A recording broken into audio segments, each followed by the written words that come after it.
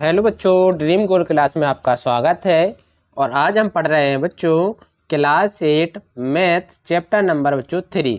Chapter का नाम है बच्चों चतुर्भुजों को समझना, जिसकी एक्सरसाइज हम 3.1 को आज हम सॉल्व करेंगे। तो सबसे पहले क्वेश्चन है बच्चों, यहाँ पर कुछ आकृतियाँ यहाँ पर दी गई हैं। तो बच्चों हमें यहाँ पर बताना है कि कौन बच्चों साधारण वक्र है, कौन सी आकृति साधारण बंद वक्र है, कौन सी बहुभुज है, कौन सी उत्तल बहुभुज है, कौन सी बच्चों अवतल बहुभुज है, हमें इनको बताना है। तो देखिए सबसे पहले हम आते हैं साधारण वक्र पर। तो इन आकृतियों में जो साधारण वक्र कौन कौन सी आकृति हैं, तो देखिए जो बच्चों सिंपल तरीके से बन जाती हैं वो हमारी साधारण आकृति कहलाती हैं।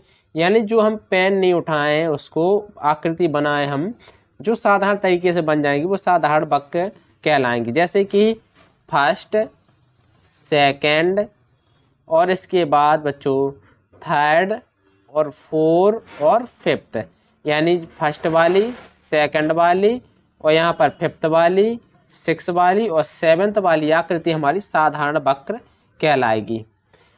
पहली, दूसरी, पाँचवीं, छठवीं और सातवीं आकृति हमारी साधारण वक्र होगी।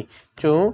अब हमसे पूछा गया कि अब बताइए कि साधारण बंद वक्र कौन से हैं। तो बच्चों ऐसी आकृतियां जो साधारण हो और वो बंद भी हों, चारों तरफ से वो बंद भी हों, तो कौन कौन सी आकृति होगी बच्चों? तो एक फर्स्ट वाली, सेकंड वाली, फिफ्थ वाली, सिक्स वाली और सेवेंथ वाली। यानी बच्चों जो हमारी साधारण वक्र आकृतियां हैं वही हमारी साधारण बंद आकृति भी होंगी, क्योंकि जो साधारण वक्र वाली आकृतियां हैं वो सभी बंद हैं। इसलिए साधारण बंद वक्र की आकृतियां वही होंगी जो साधारण वक्र की हैं। तो फर्स्ट, सेकंड, फिफ्थ, सिक्स और सेवेंथ वाली आकृति हमारी साधारण बंद आकृति कहलाएगी। अब इसके बाद आते हैं बच्चों बहुभुज। तो बहुभुज वाली आकृतियां कौन कौन सी हैं? तो बच्चों ऐसी आकृतियां जो केवल रेखाखंडों से बनी होती हैं बहुभुज आकृतियां कहलाती हैं। तो रेखाखंड से कौन कौन सी आकृति बनी है बच्चों? तो आप देख सकते हैं कि फर्स्ट वाली और सेकंड वाली। फर्स्ट और सेकंड हमारी क्या है? देखिए फर्स्ट और सेकंड हमारी रेखाखंडों से बनी आकृतियां हैं, ना तो ये घुमावदार हैं ना ही ये वक्राकार हैं, ये सिर्फ रेखाखंडों से बनी आकृति हैं। इसलिए हमारी बहुभुज आकृतियां कहलाएंगी। कौन कौन सी? फर्स्ट और सेकंड बहुभुज आकृतियां कहलाएंगी, फर्स्ट और सेकंड। अब आते हैं बच्चों क्वेश्चन नंबर डी पर। डी में पूछा गया है कि जो उत्तल बहुभुज वाली आकृति कौन सी है? उत्तल बहुभुज वाली, तो बच्चों ऐसी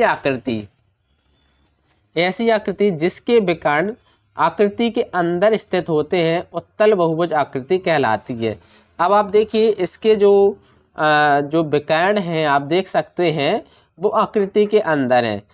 हम जानते हैं शीर्ष को मिलाने वाली लाइन विकर्ण कहलाती है। तो इस पॉइंट से इस पॉइंट को मिलाने वाले विकर्ण, तो एक जे विकर्ण हो जाएगा और एक जे विकर्ण है। तो आप देख सकते हैं कि ये दोनों विकर्ण आकृति के अंदर स्थित हैं, इसलिए उत्तल बहुभुज वाली आकृति कहलाएगी। तो कौन सी होगी बच्चों? सेकंड। जो सेकंड आकृति है वो उत्तल बहुभुज वाली आकृति है। अब हमें ये देखना है कि अवतल बहुभुज वाली आकृति कौन सी है। अवतल बहुभुज वाली आकृति कौन सी है?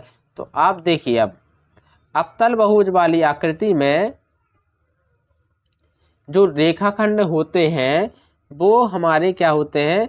जो रेखाखंड से बनी आकृति बहुभुज कहलाती है। और अवतल बहुभुज में बच्चों जो विकर्ण होता है वो आकृति के बाहर स्थित होता है। हम जानते हैं दो शीर्ष को मिलाने वाली लाइन विकर्ण कहलाती है। तो इस पॉइंट से इस पॉइंट को मिलाने वाली लाइन देखिए, तो ये हमारा क्या होगा? विकर्ण कहलाएगी। जे वाली इधर से इधर तक की लाइन विकर्ण कहलाएगी। और आप देख सकते हैं कि जो विकर्ण है वो आकृति के बाहर स्थित है। तो एक तो हो जाएगी ए अवतल बहुभुज वाली आकृति और एक हो जाएगी बच्चों ए अवतल बहुभुज वाली आकृति। आप देख सकते हैं कि इसके जो विकर्ण है वो आकृति के बाहर स्थित हैं। इसके जो विकर्ण है दो पॉइंट को मिलाने वाली लाइन विकर्ण कहलाती है। तो इसके जो विकर्ण हैं वो आकृति के बाहर स्थित हैं, तो इसलिए अवतल बहुभुज वाली आकृति कौन कौन सी होगी बच्चों? तो फर्स्ट वाली और फोर्थ वाली आकृति हमारी अवतल बहुभुज कहलाएगी। अब आते हैं क्वेश्चन नंबर 2 पर। बच्चों क्वेश्चन नंबर 2 में हमसे कहा गया है कि समबाहुभुज क्या है? एक समबाहुभुज का नाम बताइए जिसमें 3 भुजाएं हो।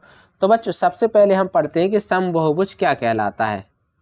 तो बच्चों ऐसा बहुभुज जिसकी सभी भुजाएं एवं सभी कोण बराबर होते हैं समबाहुभुज होता है, ये होती हैं। अब देखिए, अब हमसे कहा गया है कि एक ऐसा बहुभुज समबाहुभुज का नाम बताइए जिसमें 3 भुजाएं होती हैं। तो 3 भुजाओं से बनी आकृति क्या कौन सी कहलाती है बच्चों? तो वो कहलाती है समबाहु त्रिभुज। समबाहु त्रिभुज के तीनों कोण एवं तीनों भुजाएं बराबर होती हैं। तो एक तो 3 भुजाओं से बनी आकृति कौन सी होगी? समबाहु त्रिभुज। अब ऐसे बहुभुज का नाम बताना है जिसकी 4 भुजाएं होती हैं। तो बच्चों 4 भुजाओं से बनी आकृति कौन सी होगी बच्चों? वर्ग। वर्ग की चारों भुजाएं बराबर होती हैं और चारों कोण बराबर होते हैं।